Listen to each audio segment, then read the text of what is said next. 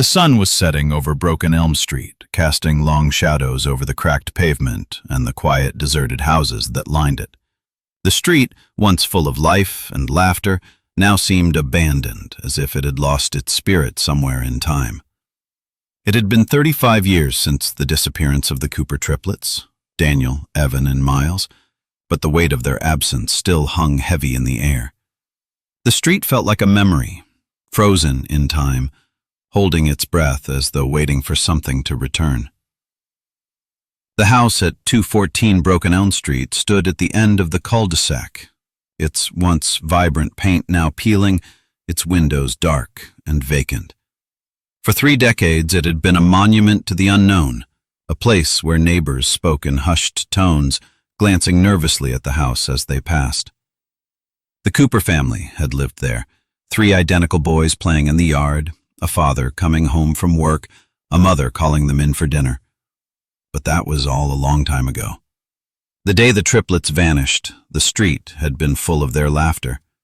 They were seen riding their bikes on the corner of Willow Lane and Broken Elm Street, just a block away from their home. But by the time evening fell, the street was empty. No tire tracks, no broken fence, no sign that anything had ever happened. The triplets were gone, and their mother, Elaine, was left behind, searching in vain for answers that never came. Years passed, but the case was never solved. The police had come and gone, and despite countless investigations, there were no leads. No bodies were found, no clues that could explain what had happened to the boys.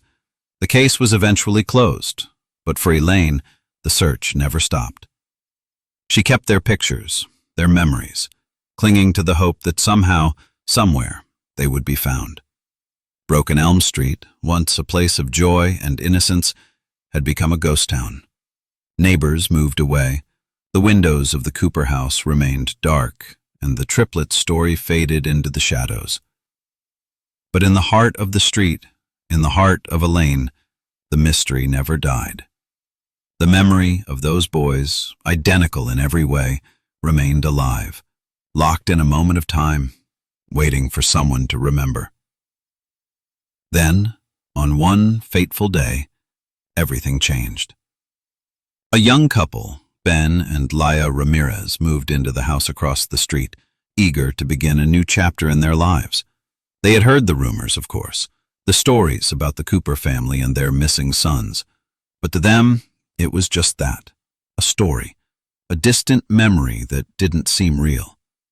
They had no reason to believe that the dark past of Broken Elm Street would soon become their own.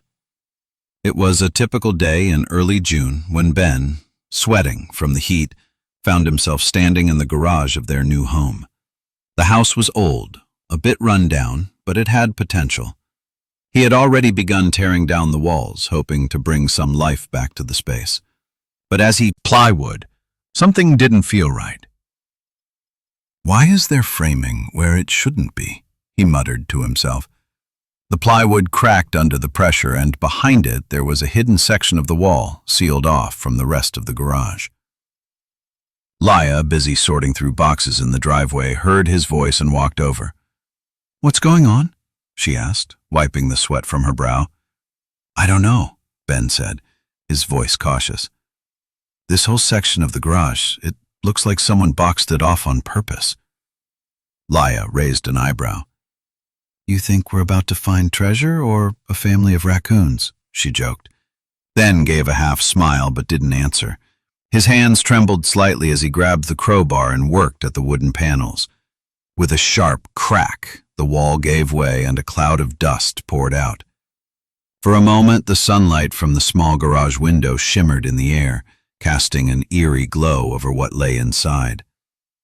At first, all they saw were old boxes, cobwebs, and forgotten tools. But then, buried beneath the debris, they saw it. A wooden crate, wedged between the studs of the wall, sealed shut with rusted nails. The crate looked old, its wood gray with age, and its iron hinges barely visible beneath layers of dust. Ben's breath caught in his throat.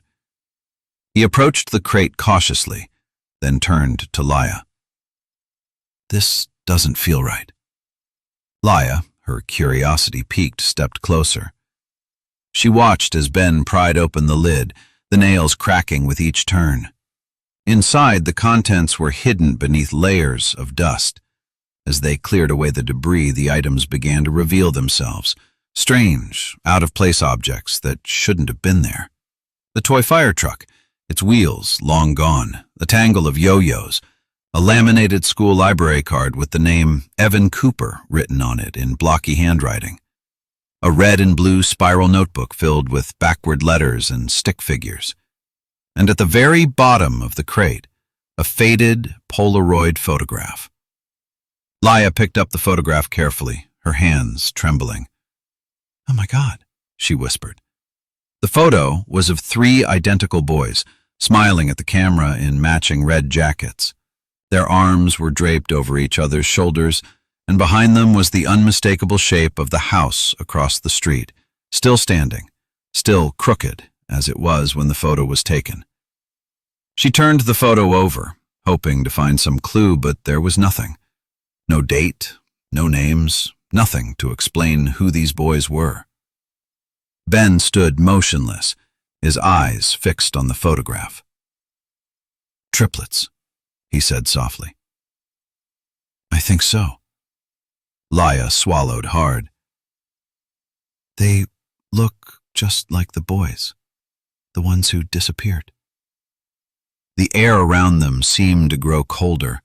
It was as though the house itself was holding its breath, waiting for them to make the next move. Slowly, but her mind was already racing.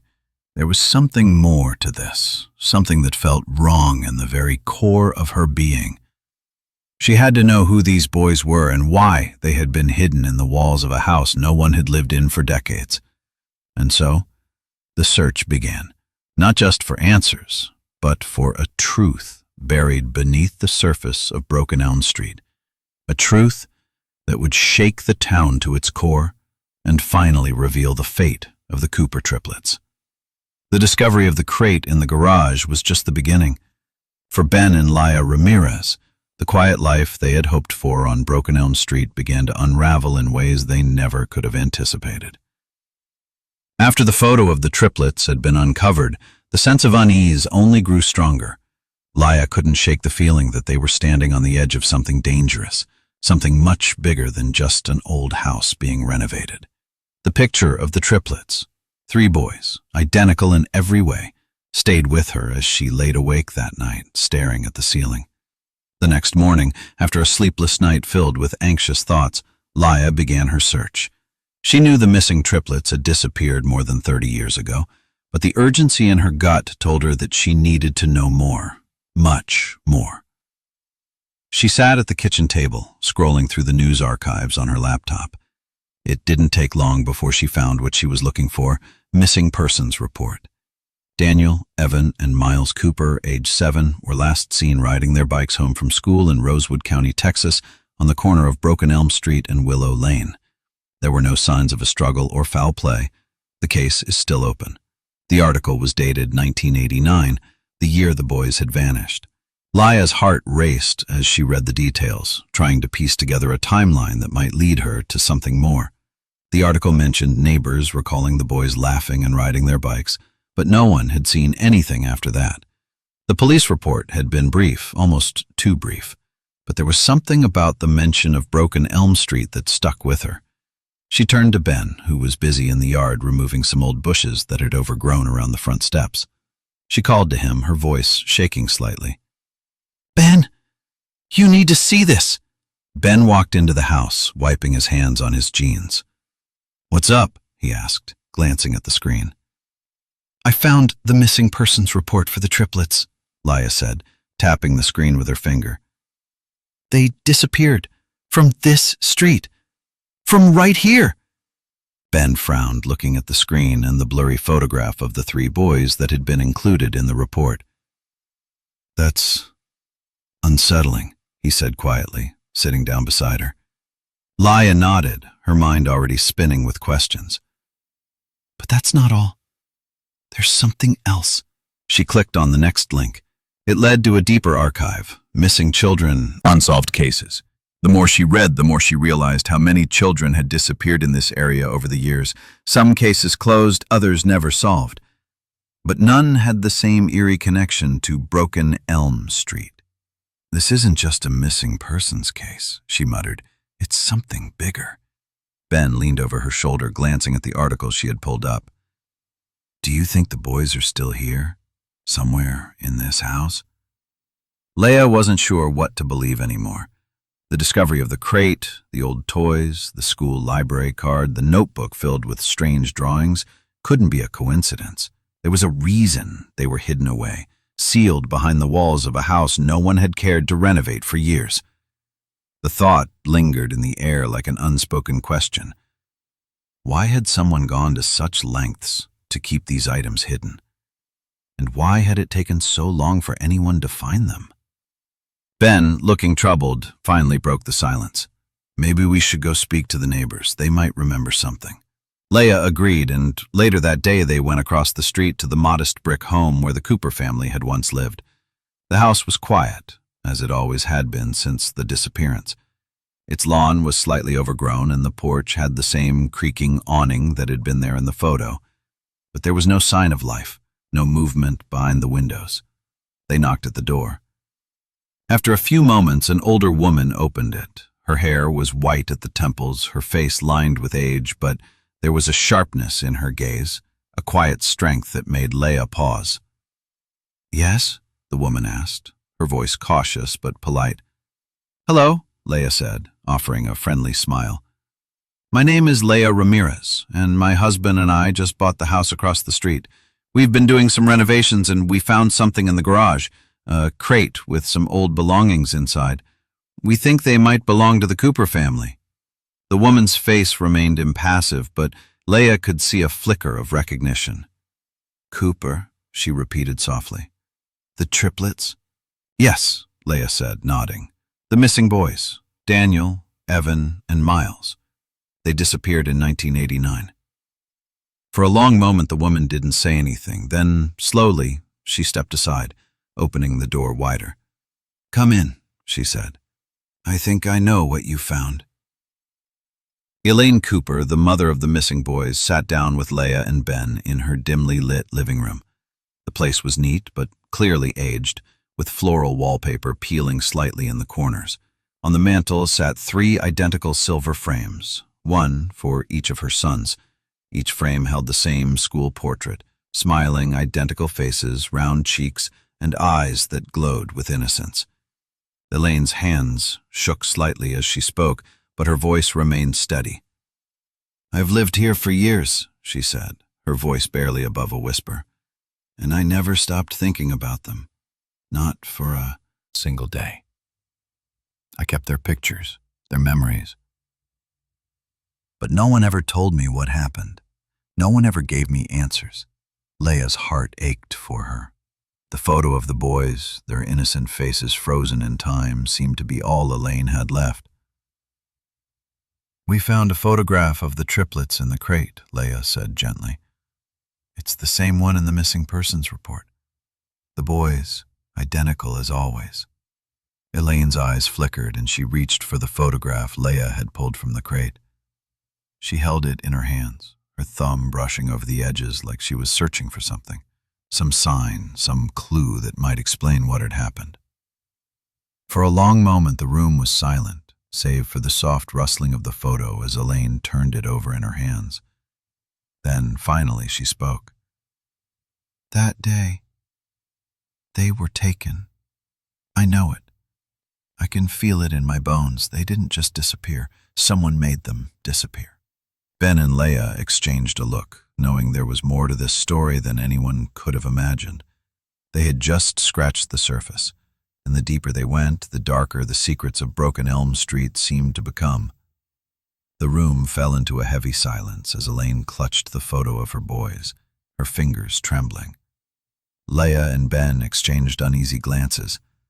They had come seeking answers, but now it seemed that the questions only grew more urgent, more unsettling with each passing moment. "Why don't you tell us everything, Elaine?" Leah asked softly, her voice gentle but firm. "About the day they disappeared, about what happened after. Elaine sat still for a moment, the photograph still clutched tightly in her hands.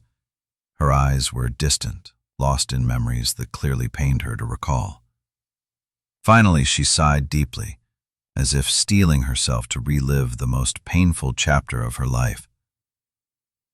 "It was a Tuesday," she began, her voice hoarse.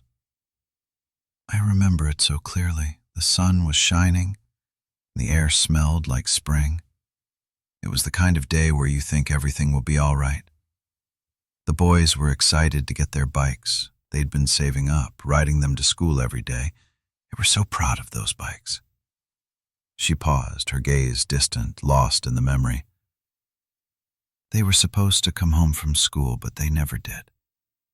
I waited like I always did, watching from the window, but the minutes stretched into hours and they still weren't home. I called the school. No one had seen them after they left the gates. I called their friends, the neighbors, anyone I could think of. Leia's heart broke for her. And the police, they must have gotten involved right away." Elaine nodded slowly, her eyes filled with tears. "Yes, the police came. They searched the neighborhood, they questioned the neighbors. They found nothing.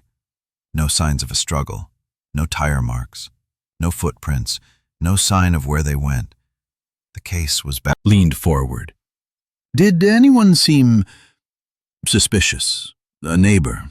Someone who lived nearby?" Elaine's eyes narrowed and she bit her lip.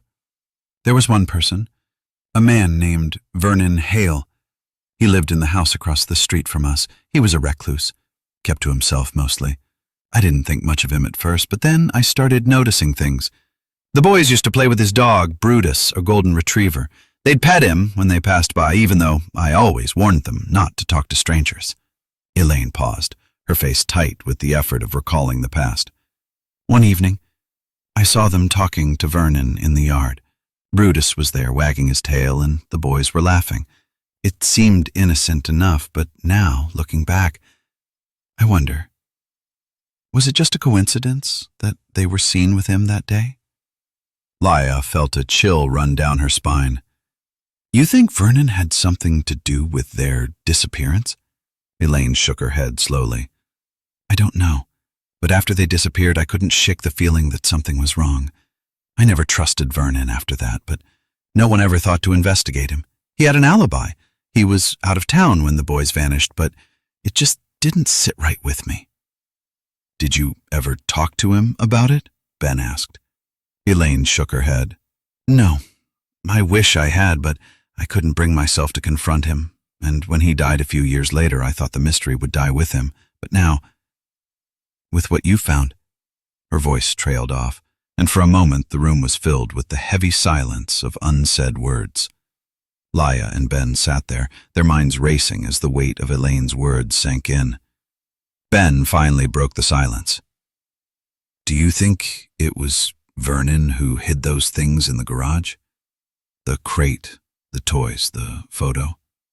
Elaine hesitated. "It's possible, but I don't know. Maybe someone else was involved, someone who knew about the boys, someone who knew how to keep things hidden."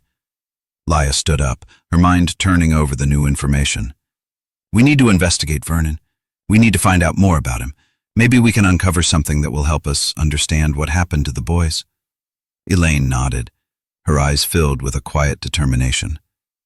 "I want to know the truth, no matter how painful it is. I want to find my sons, even if it's been 35 years. They didn't just disappear." With a heavy heart, Leia turned to Ben. "We should start by talking to the neighbors. Maybe someone saw something or remembers something from that time." Ben agreed. But as they left Elaine's house, a strange feeling lingered in the air. It was as though the street itself was holding its breath, waiting for something to unfold. The two of them walked across the street, their footsteps echoing in the silence. Broken Elm Street seemed to stretch on forever, its quiet emptiness wrapping around them like a shroud. They approached the house next door, the one where Vernon Hale had lived. The windows were dark, and the yard was overgrown, just as it had been when the triplets had vanished. Ben knocked on the door, but there was no answer. He tried again, louder this time. Still no response.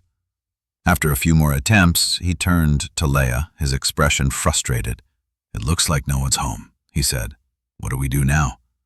Leia frowned, her mind already spinning with possibilities. "We keep digging. We have to find out what happened to those boys. The truth is out there, I know it is." And with that, the investigation into the mystery of Broken Elm Street began in earnest. The discovery of the crate had been just the beginning. Now it was time to uncover the secrets hidden in the shadows, secrets that had remained buried for far too long. The following days blurred together as Leia and Ben dove deeper into the investigation, determined to uncover the truth behind the Cooper triplets' disappearance.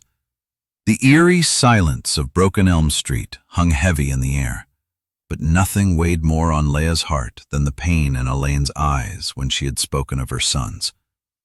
Elaine's grief was palpable, an ache that had settled deep in her bones after 35 years of unanswered questions. Every time she spoke of the boys, it was as if the wound had been reopened. But there was also something else in her voice, a spark of hope that hadn't completely been extinguished. Despite the years of heartache, Elaine still clung to the belief that her children hadn't just vanished, that they were still out there somewhere. Ben and Leia spent the next few days speaking with the neighbors around Broken Elm Street. Most were long gone, having moved away after the disappearance, and those who remained were hesitant to speak. It was as though the whole town had collectively sealed its lips on the subject of the Cooper triplets, preferring to leave the past buried where it belonged. But Leia wasn't ready to give up. She knew that the answer was close, just out of reach. And so when she and Ben arrived back at Elaine's house one afternoon, she found herself filled with both dread and anticipation. Elaine was sitting in the living room, her hands folded neatly in her lap. The same 3 silver-framed pictures of her sons sat on the mantel, their smiling faces unchanged by the years. It was the quietest place Leia had ever been, and in the stillness, she could almost hear the echoes of the past, the laughter, the joy, the innocence that had once filled this home. Elaine looked up as they entered, her expression softening. She gestured for them to sit. "Have you learned anything?" she asked, her voice a mixture of hope and exhaustion. Leia hesitated, sitting down next to her. "We've spoken to some neighbors," she said carefully, "but no one remembers anything unusual. Everyone says they never saw anything out of the ordinary." Ben sat across from Elaine, his eyes thoughtful. "But we did learn something else." Spoke with the local police. They had some records about Vernon Hale. He was a bit of a recluse, but they said he was well respected in the neighborhood. There wasn't much else on him, nothing that directly connected him to the disappearance. Elaine's gaze hardened, her lips pressing together in a thin line. "Vernon Hale," she muttered. "That man always made me uneasy. But no one ever looked into him properly. They just accepted his alibi and moved on. They never asked the right questions." Leia looked at her, feeling the weight of Elaine's words. "Do you think he knew something? Or was involved in some way?" Elaine paused, her hands trembling slightly as she folded them tighter in her lap. "I don't know. But there was something off about him. And after the boys disappeared, I never trusted him again. He had that dog, Brutus, and the boys used to love playing with him. I used to tell them not to talk to strangers, but they didn't listen. They'd stop and pet Brutus every time they passed his house." Leia glanced at Ben, her mind whirling with possibilities. "So you think Brutus could have been involved? Maybe he was used to lure them?" Elaine nodded slowly. "It's just a thought. But the more I think about it, the more it makes sense. They trusted that dog, and Vernon had the kind of presence that made you believe everything he said." Ben stood up, pacing the room as he processed the new information. "We need to look deeper into Vernon. Maybe we missed something in our research. Maybe we should visit the old house again, see if there's anything that might have been overlooked." Elaine looked at him, her voice tinged with both hope and fear. "I can't go back there," she whispered. "It's too painful." That's where they disappeared from. The thought of going back makes my heart ache. Laya reached out, placing a gentle hand on Elaine's arm. "We'll go for you," she said softly. "We'll find out what happened, Elaine. We won't let them be forgotten. We'll bring them home no matter what." Then nodded in agreement. "We'll get to the bottom of this. We won't stop until we find the truth." Elaine's eyes welled with tears as she looked at the photograph of her boys on the mantel, the faces that had haunted her for so many years. "Thank you," she whispered. "I've lived with this pain for so long. It's all I've had. But if there's a chance to bring them back, then I have to know." Laya and Ben stood up, a silent understanding passing between them. They had no idea what they would uncover when they returned to Vernon Hale's house, but they knew one thing for sure: they couldn't let Elaine's pain continue in silence. As they left the house, the sky above Broken Elm Street was darkening, the shadows growing longer. The street stood as it always had, unchanged by time, its secrets buried deep within the walls. But Ben and Laya were determined to uncover the truth, no matter how long it took. And with that determination came a quiet resolve, promise to Elaine, that they would bring her sons home. The next morning, Ben and Laya stood in front of the old house across the street, number 212, the house where Vernon Hale had lived before his death. Still looked the same as it had when the triplets vanished. Its porch was crooked, and the window shutters hung loosely, long since abandoned by their original owner. The front yard was overgrown with weeds, and the paint on the house was chipped and faded, just like the memories of the people who had lived here. Laya's gaze lingered on the house, and she couldn't shake the feeling that the secrets buried within those walls were just waiting to be uncovered. There was something about this place, about Vernon Hale, that felt wrong, and the longer they stood there, the more she could feel the weight of years of hidden truths pressing down on her. Ben, ever the pragmatist, was already heading toward the front door. "We're not going to get anything by standing here," he said, his voice low. "We need to get inside." Laya nodded, taking a deep breath. She couldn't deny that she was nervous. This was the first time they had come face to face with a potential lead, and there was a sense of anticipation in the air. The house had always been a mystery to Elaine, and now it seemed like it might hold the answers they were looking for. They knocked on the door, but there was no answer. After a few moments, Ben tried the handle.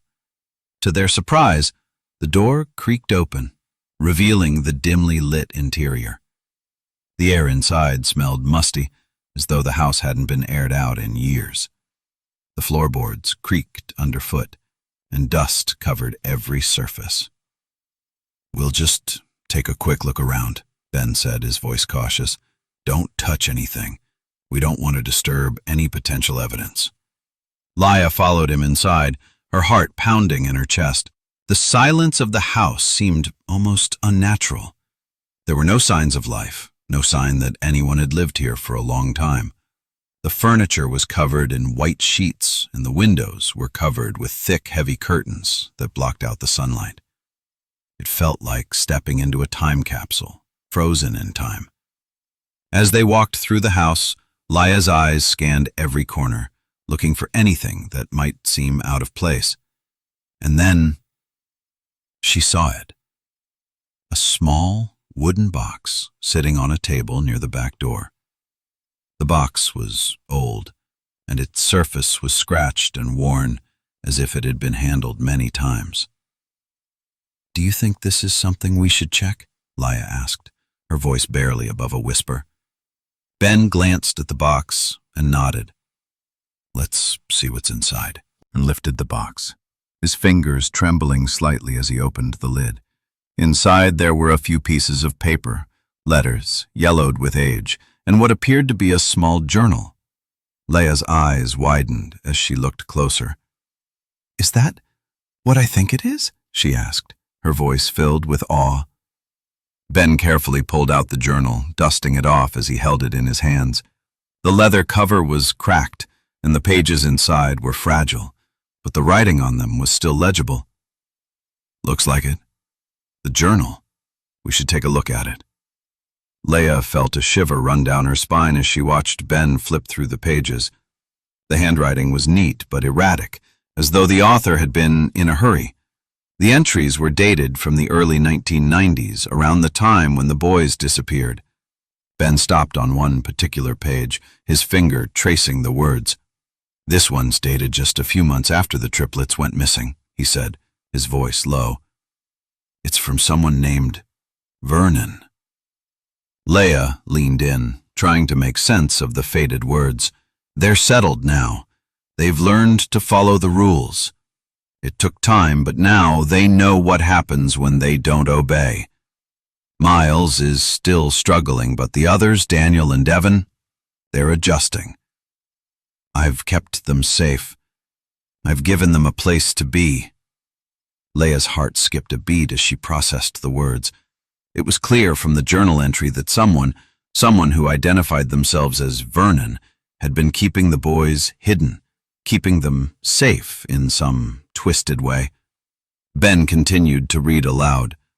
"Daniel's becoming more independent, but Evan's trust issues are getting worse. I can't let them know the truth. Not yet. They think they're my sons. I can't let them remember who they really are." The words hit Leia like a punch to the stomach. Vernon had been hiding them.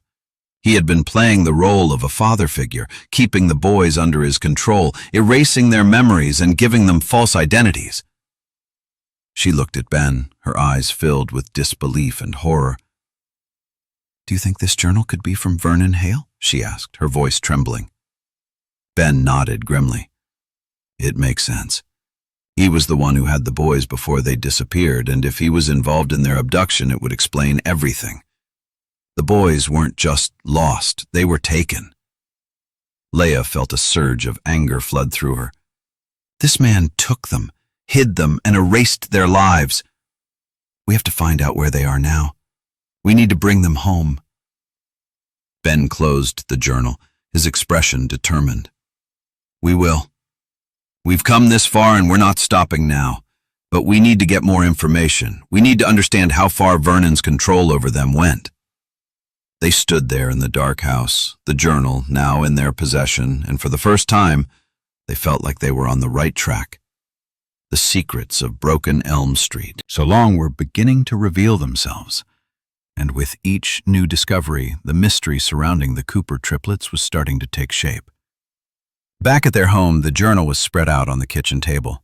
The light from the overhead lamp cast long shadows on the pages, making the writing seem even more ominous. Leia and Ben sat across from each other, the weight of the journal's contents sinking in. They had just uncovered a chilling truth. The boys hadn't vanished by accident. They had been taken, hidden, and manipulated for years. Someone had been playing a twisted game with their lives, and the name Vernon Hale was the key to understanding it all. Ben leaned back in his chair, rubbing his face with his hands as he stared at the journal. "This is beyond anything I expected. This isn't just an abduction, it's a lifetime of manipulation. Vernon had control over them for years. He made them forget their past, their family. He turned them into someone else." Leia felt the anger building inside her. She couldn't believe what they were reading. And the police never investigated him properly? They just accepted his alibi and moved on? He was hiding these boys in plain sight and no one looked twice. Ben shook his head in frustration. They were too quick to close the case. They never questioned the people who were closest to the boys, like Vernon. And now we're left with nothing but a trail of breadcrumbs, hoping it leads us to the truth. But Leia wasn't ready to give up. The truth is out there. We just need to dig deeper. We need to find out who Vernon was connected to, who helped him, There's more to this story, and I'm not leaving until I find it." Ben looked at her, determination in his eyes. "We'll find it together. We can't let Elaine live with this grief any longer. She deserves to know what happened to her sons." The following day, they set out to revisit the police station in Rosewood County. They knew they couldn't do this alone. They needed to get the authorities involved, especially now that they had concrete evidence pointing to Vernon Hale's involvement in the boys' disappearance. Leah and Ben arrived at the station early, hoping to meet with Detective Kwan, the same officer who had initially handled the case all those years ago. Detective Kwan, a middle-aged woman with sharp eyes and a no-nonsense attitude, met them in her office.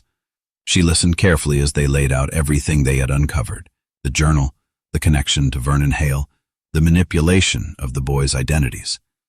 The more they spoke, the more the weight of the case seemed to settle in the room. "I'm going to be honest with you," Detective Kwan said, leaning forward in her chair. "This case was buried a long time ago. I don't have the resources to reopen it, especially not after so many years. But I'll tell you this. What you've found is significant. I can't just ignore it." Leah felt a surge of hope. "So, what can we do? How can we move forward?" Kwan hesitated, then nodded slowly. "I'll look into Vernon Hale's records, see if there's anything new that we missed. But I need you to understand something. This case has gone cold. I can't promise you we'll find answers right away. The trail is old, and the people involved are long gone or uncooperative." Ben sat up straighter. "But you'll help, right? We can't let this just disappear again. We're so close. We need to find out what happened to those boys." Detective Kwan sighed, rubbing her forehead. "I'll see what I can do. But I'm warning you, this is going to be a long process. If you want to keep pushing this, you'll have to be prepared for the truth, no matter how dark it is." The conversation ended with a promise to follow up in a few days, but as Leah and Ben walked out of the station, they couldn't shake the feeling that they were racing against time. Every day that passed, the truth seemed to slip further away. But they couldn't stop now. Not when Elaine's sons were still out there, waiting to be found. Later that night, as they sat in their living room, Leah looked over the documents they had gathered, including the police files from the original investigation. The weight of the cold case was crushing, but she knew they were close. They had pieces of the puzzle now. All they had to do was fit them together. Then, still deep in thought, flipped through the journal again. What if there's more to this? What if Vernon wasn't acting alone? What if there were other people involved in keeping the boys hidden all these years? Leah looked up from her papers, her eyes narrowing with determination. "I think you're right. Someone had to be helping him. We need to find out who." Ben nodded. "I'll start looking into Vernon's connections. He must have had some sort of support system. No one can keep something like this going for decades without help." The next morning, Leah reached out to the county courthouse to inquire about Vernon Hale's records, hoping to uncover anything that might tie him to other people who could have been involved. Meanwhile, Ben spent the day going through old news reports, trying to find any hint of other children who might have gone missing under similar circumstances. By the end of the week, they had pieced together a disturbing picture. Vernon Hale had not been a solitary figure. He had been part of a network of people who had been hiding children for years. There were reports of other missing children in the area around the time the triplets vanished, and some of them shared eerie similarities with the Cooper boys. But the most chilling discovery came when they found a connection to a man named Ralph Mason, who had been Vernon's caretaker in his later years. Mason's name appeared in several old police reports, but there was very little information about him. He had been involved in the care of several elderly residents in Rosewood County, but his connection to Vernon Hale was never fully investigated. However, Leah and Ben's search revealed something more. Ralph Mason had disappeared shortly after Vernon's death, and no one had seen or heard from him since. Leia's stomach turned as she realized the implications. Mason might have been the key to everything. If he knew about the boys, he might have been the one to take them. Ben rubbed his temples. We need to find him. He's the last piece of the puzzle. With this new lead, Leia and Ben knew they were closer than ever to uncovering the truth. But the question remained, where had Ralph Mason gone? And what had he done to keep the boys hidden for all these years? The days following their discovery of Ralph Mason's name were filled with a mixture of hope and dread. Leia and Ben now had a lead, a crucial lead, and they were determined to follow it to its end. The pieces of the puzzle were beginning to come together, but they knew that each step forward might uncover something even darker than they had imagined. Leia spent hours at the local archives, digging through old public records, trying to uncover any trace of Ralph Mason. The name had appeared in some police records, but it was clear that very little had been done to investigate him after Vernon Hale's death. Mason had slipped through the cracks, leaving behind little more than a name and a few unanswered questions. But now, with a fresh perspective and a desperate need for answers, Leia began to find connections that hadn't been noticed before. One of the first breakthroughs came when she uncovered a list of names in a local foster care registry. Ralph Mason had been listed as a temporary guardian for several children in the area, but his involvement in the system was minimal. There were no records of his licensing or any formal training, and no one seemed to know much about his background. But there was one curious entry, a name that stood out to her. Howard Fielding. Leia's heart skipped a beat as she read the name. She remembered the reference to Howard Fielding in the journals. He had been mentioned as someone Vernon had trusted with the boys after they had been hidden. The same name had appeared in the police files, but it had never been followed up on. Leia scribbled the name down and turned to Ben. Fielding. I think he's more involved than we realized. He might know more about Mason, about where the boys were kept. Ben, who had been looking over Leia's shoulder, frowned. Fielding. The name sounds familiar. Wasn't he one of the old teachers at Oak Ridge Elementary? Leia nodded. Yes, he was. I found a mention of him in some old yearbooks and records from the 80s. But we need to dig deeper. If Mason was working with Fielding, we might finally find the last piece of the puzzle.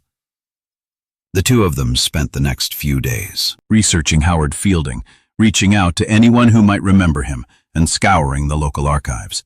The more they learned, the more unsettling the connections became. Fielding had left his teaching job in 1990, shortly after the boys disappeared, claiming he had retired early, but there were no records of his pension or any mention of his next steps. It was as though he had simply vanished from public life. A breakthrough came when Leia discovered a property in the name of Fielding registered in 1992. The property was located in a remote area of rural Texas, just a few hours outside of Rosewood County. Leia stared at the address, a cold shiver running down her spine. This could be it. This could be where they kept the boys. Ben agreed, his jaw tightening. It makes sense. If Fielding was involved, he would have had to have a place to hide them. We need to check it out. The next morning they drove to the remote property, their nerves buzzing with anticipation. The closer they got, the more the tension in the air seemed to thicken. The road leading to the property was narrow and overgrown, the kind of place that felt untouched by time.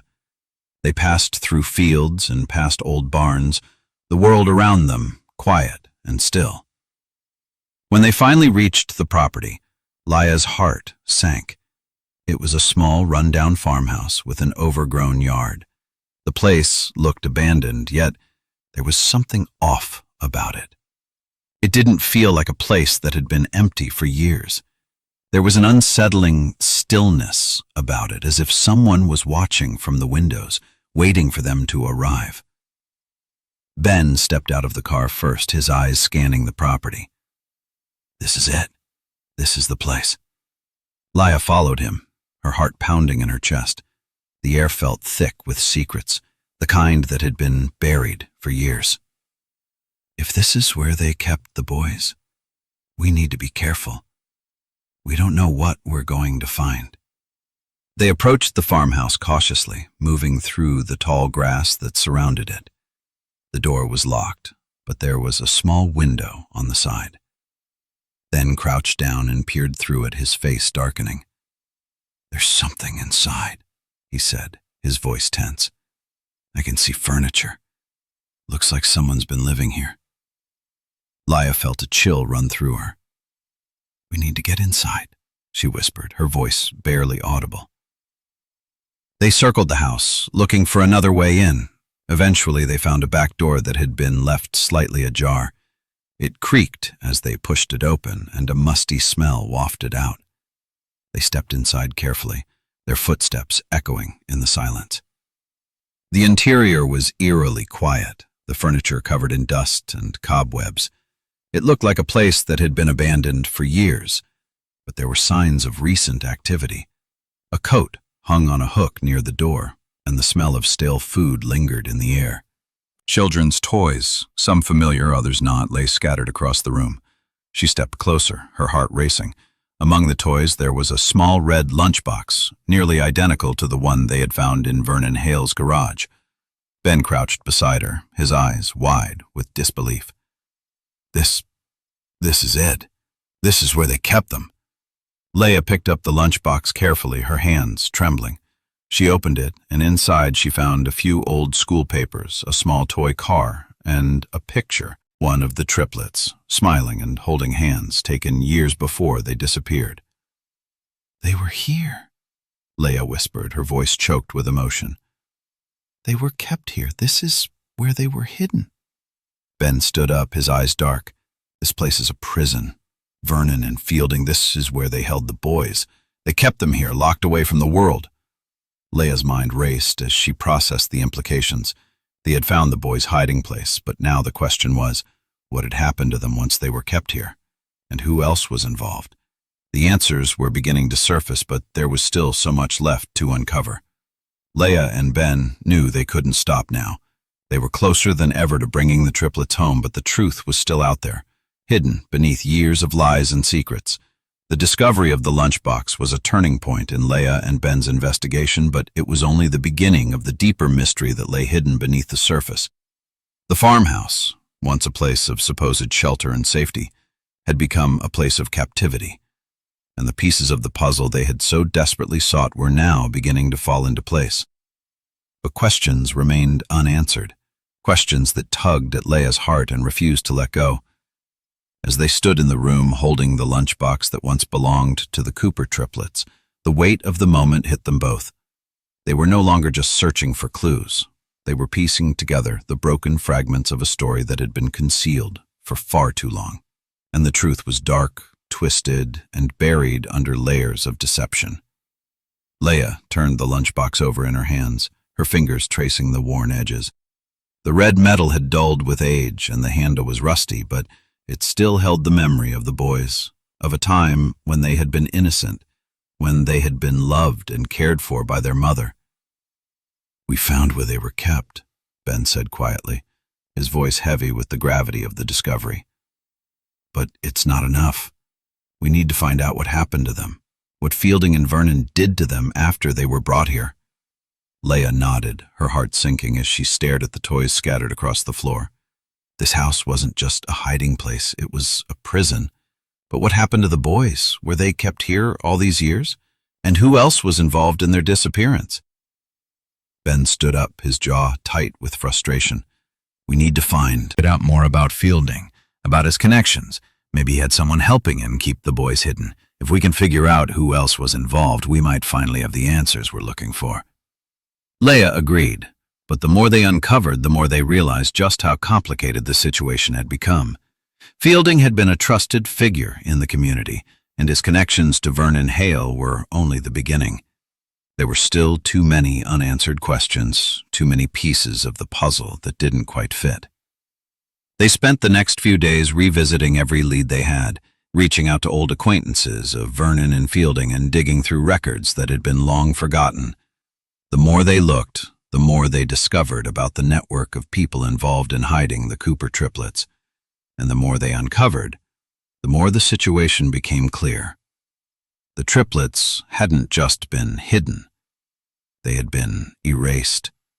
Their identities had been stolen, their memories wiped clean, and their lives rewritten. But despite all the lies and manipulation, one thing remained constant. Elaine had never given up hope. She had never stopped searching for her sons, even when the world had moved on. And now, after all these years, Leah and Ben were finally getting closer to finding the truth. But the question remained. Was the truth enough to bring the boys back? Or had too much time passed? That night, as Leah sat alone in the quiet house, she felt the weight of the journey they had undertaken. She thought about Elaine, about the heartache she had endured all these years, and about the triplets, Daniel, Evan, and Miles, who had been hidden away for so long. The thought of them, living under false identities, trapped in a world that wasn't their own, made her sick to her stomach. And then, in the silence of the house, something shifted.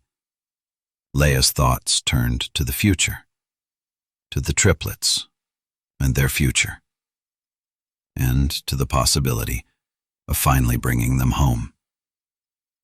She knew it wouldn't be easy. The road ahead was fraught with danger and uncertainty, but she also knew that they were closer than ever to uncovering the truth.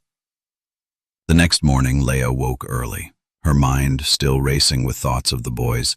She could barely sleep the night before, but now she was filled with a new sense of determination. They were close. She could feel it.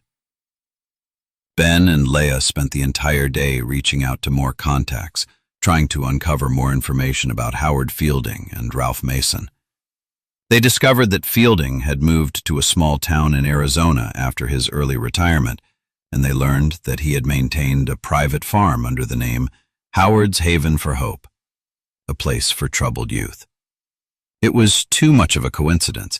It was the same name mentioned in the journals, the same name that had been tied to the boys' captivity. "We need to go there," Leah said to Ben, her voice resolute. "This is our next step." "Is still alive. He might know where the boys are, or at least where they were kept." Ben nodded, his expression dark. "It's a long shot, but it's our best chance. We'll find out if the boys were kept there. If Fielding is hiding something, we'll expose it." With no time to waste, Leah and Ben made the decision to travel to Arizona. The road ahead was long, but they knew they had no choice. Elaine deserved to know what had happened to her sons. And the boys, now grown, now living under new identities, deserved to know the truth. The journey to Arizona was filled with anticipation and unease. The landscape changed as they drove further from Rosewood County, the dry, dusty air filling their lungs as they entered the small town where Howard Fielding's farm was located. It looked like any other small rural town, quiet, forgotten by time. But Leah knew that beneath its ordinary appearance, the answers to the Cooper triplets' disappearance lay waiting. They arrived at the property by late afternoon, the sun casting long shadows across the empty dirt road. The farm, like the house on Broken Elm Street, looked abandoned.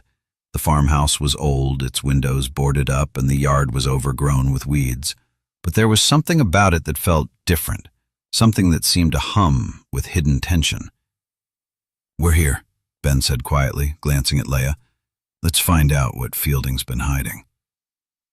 As they approached the house, Leah's pulse quickened. The door to the farmhouse was slightly ajar, just like the door at Vernon Hale's property. They stepped inside, the floor creaking under their weight. The house smelled of dust and decay, but there was a sense of life here, too. A faint light flickered from the back room. Leah held her breath, her eyes scanning the room, and then, as they moved further into the house, they saw it. A small stack of old photos, one of which showed a group of children sitting in a circle under a tree, smiling. Among them were the faces of the Cooper triplets, their smiles wide and innocent, frozen in time. Leah's heart raced. She picked up the photo, her hand shaking. It's them, she whispered. It's really them. Ben stepped forward, his expression grim. It looks like they were here. This was their last place. But now, we need to find Fielding. He's the one who knows where they are now. Leia nodded, her mind racing. The answers were within reach, and the truth was finally beginning to unravel. But as they continued their search, they knew one thing for certain. The story wasn't over yet. The photo Leia held in her hands trembled slightly, as if the truth it contained might slip through her fingers at any moment. The faces of the triplets were unmistakable, frozen in that single moment of their childhood, a stark reminder of the life they'd been robbed of. Behind them stood the towering figure of the tree under which they had once played. In the shadows of this farm, Howard's haven for hope loomed over them in the background. For a long time, Leia simply stared at the photo, feeling the weight of its significance. It was no longer just a photograph. It was evidence, proof that the triplets had been here, on this very land, kept hidden from the world for decades. Ben stood beside her, his expression unreadable. He had seen countless things over the past few weeks, old documents, haunting memories, cryptic messages in journals, but this was different. This photo, and the faint traces it left behind, was something that tied them all together. It connected the dots in a way that made everything real. Leia's voice broke the silence. They were here, the triplets. They were kept here all those years. And someone's been hiding them, keeping them from Elaine. Her words felt heavy, like they carried a burden too big to bear. Ben nodded slowly, taking a deep breath as he moved toward the door at the far end of the room. We need to find Fielding. He's the only one who can explain what happened to them after this place. They moved through the farmhouse, the air stale and heavy with the sense that this place had been abandoned for years. Yet it still held the imprint of the lives it had once contained. Each step brought them closer to the truth, but also to the darkness that lay hidden beneath the surface. The back room was just as dim and forlorn as the rest of the house, but it felt different. There was a palpable presence, a sensation of something buried beneath the floorboards, something that had been locked away. Ben carefully lifted a small rug in the center of the room, revealing a trap door in the wooden floor. Here, Ben muttered, his voice low. This is it. This is where they hid the boys. Leia's heart raced as Ben knelt to pry open the trap door. The hinges squealed as the door slowly creaked open, revealing a dark, narrow staircase that descended into a basement. A cold draft escaped from below, carrying with it the smell of mold and age. The air felt oppressive, as if it had been sealed away for years, hidden from the world. Without a word, Ben grabbed a flashlight from his bag and began to descend. Leia followed close behind, her breath shallow, heart pounding in her chest. The basement was dimly lit by the single beam of Ben's flashlight, revealing rows of old crates, boxes, and piles of discarded furniture. But there, at the far end of the room, something caught her eye, a small wooden chest, its edges worn, its surface scratched and faded with time. Leia moved toward it, her pulse quickening. Ben, look at this. Ben followed her over, and together they knelt beside the chest. The expected documents or other trinkets, there were bundles of old clothes, faded and torn. But as Leia dug through them, her fingers brushed against something hard. She pulled out an old school photo album, one that looked familiar. The cover was scratched and stained, but the photos inside were still intact. Her fingers trembled as she flipped through the album, her eyes widening with recognition. There they were, Daniel, Evan, and Miles, smiling with their arms around each other, their school photos from years ago. But these weren't just pictures. They were marked with dates and places that sent a chill through Leia, places where they had been kept hidden, their identities concealed under different names. "These are the boys," Leia said softly, her voice breaking. "They were kept here, hidden in plain sight. These are the names they were given after they were taken." She pulled out another photograph, this one of the boys, but they were older now. Their faces were different, their eyes hardened. A label on the photo read, Ferdinand, Diego, Gabrielle. "Fielding did this," Ben said grimly. "He erased their lives, gave them new ones. But why? Why did he do it?" Leia shook her head, unable to answer. All she could feel was the weight of the discovery. This wasn't just about hiding the boys from their mother. It was about rewriting their entire existence.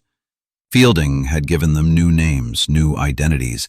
He had erased their pasts, their memories, and he had done it all to keep them under his control.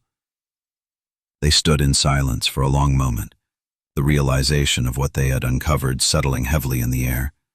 The truth was clearer now, but it was more horrifying than they could have imagined. The triplets hadn't been lost. They had been manipulated, controlled, and hidden for years, their identities stolen and replaced by new ones. "Fielding didn't just keep them here," Leia said, her voice quiet but determined. "He didn't just hide them. He took their identities. He gave them new lives, new stories, and they weren't even allowed to remember who they were." Ben exhaled sharply, anger flickering in his eyes. "We need to find him. He's the key. He's the one who knows where they are now, where they've been all these years." Leia nodded, her mind already racing with possibilities. They were close, so close to unraveling the entire web of lies that had kept the Cooper triplets in the shadows for so long. But the final piece of the puzzle was still missing. They needed to find Fielding, the man who had orchestrated it all, and force him to reveal the truth. And when they did, the triplets would finally be free. The tension that had built over the last few days finally reached a breaking point. Leia and Ben had uncovered the truth. The triplets had been hidden, manipulated, and erased from their past.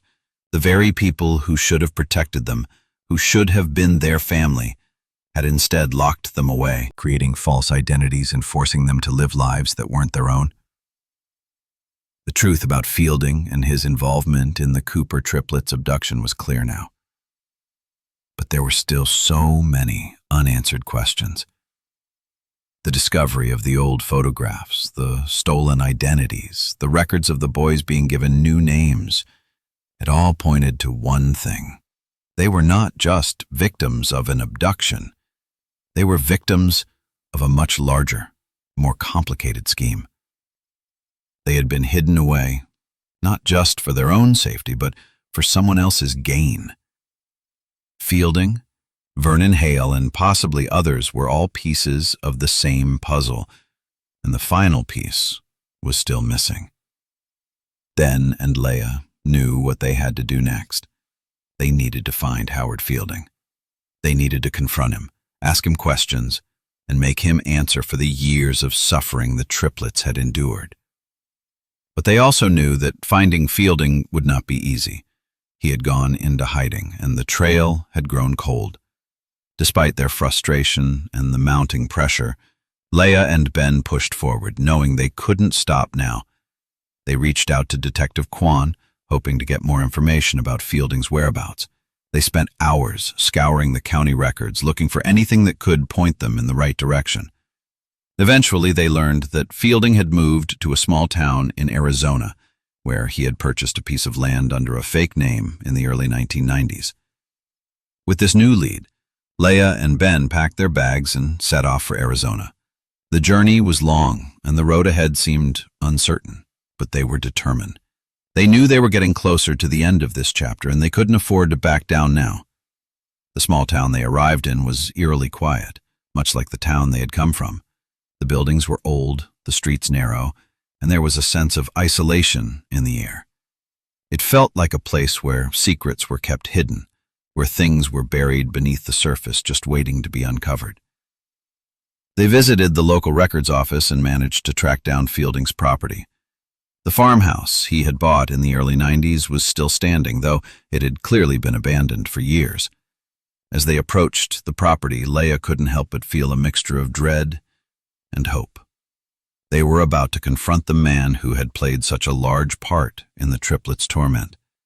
The farmhouse was overgrown with ivy and weeds, its windows boarded up, and the front door creaked as they pushed it open. Inside, the house was dim, the air heavy with dust. They cautiously stepped inside, moving through the rooms that had once been home to Howard Fielding. They found nothing of interest in the first few rooms, but as they moved toward the back of the house, they noticed something strange. A door that was locked with a faint light coming from beneath it. Ben stepped forward, his hand gripping the handle, but before he could turn it, the door opened on its own. Standing in the doorway was a man, tall, with silver hair and a weary look in his eyes. His face was familiar, but it was clear that time had taken its toll on him. It was Howard Fielding. Leia's heart skipped a beat. They had found him. Fielding didn't seem surprised to see them. In fact, he looked resigned, as though he had been expecting them for a long time. He stepped aside, allowing them into the room. "Come in," he said quietly. "I've been waiting for you." Leia took a deep breath, her voice steady but filled with the anger that had been building up inside her. "Where are they?" she demanded. "Where are Daniel, Evan, and Miles? What did you do to them?" Fielding met her gaze, his eyes filled with a mix of sadness and regret. "I did what I thought was right," he said softly. "I saved them from a life that was worse than the one I gave them. Vernon and I, we were trying to protect them from something far darker, but in the end, I only caused more harm." Leia's heart raced. "You think you protected them? You erased their memories, stole their identities, and kept them locked away for years? You ruined their lives." Fielding's expression hardened, but there was something else in his eyes, a flicker of guilt, a flicker of humanity. "I didn't want to do it, but I couldn't let them go back to their mother. Not after what Vernon did.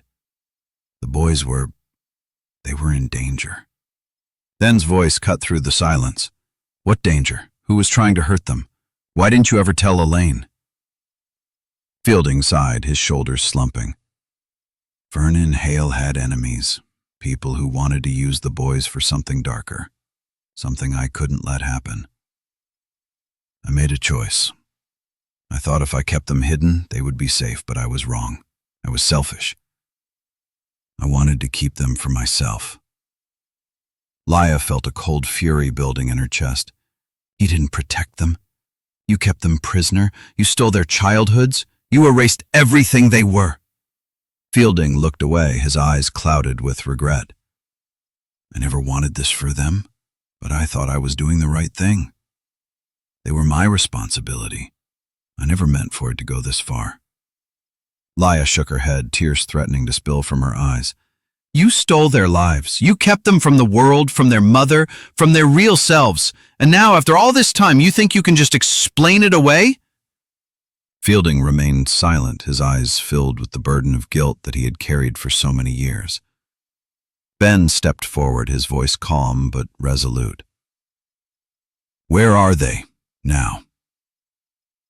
Fielding didn't respond at first, but then with a heavy sigh he spoke, his voice barely a whisper. "They're in Rosewood. They've been living there for the last few years." But Fielding nodded slowly, his face drawn with exhaustion.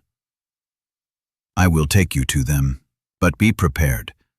They might not remember who you are. They might not even remember their mother." As Leia and Ben prepared to leave, they knew that the final chapter of this long journey was about to unfold. They had found the triplets' whereabouts, but the real challenge was yet to come. Would the boys remember who they truly were? Would they accept the truth? Or had the years of manipulation and deception taken too much of a toll? Whatever the outcome, Leia and Ben were determined to help Elaine find her sons and to give them back the lives they had been stolen from.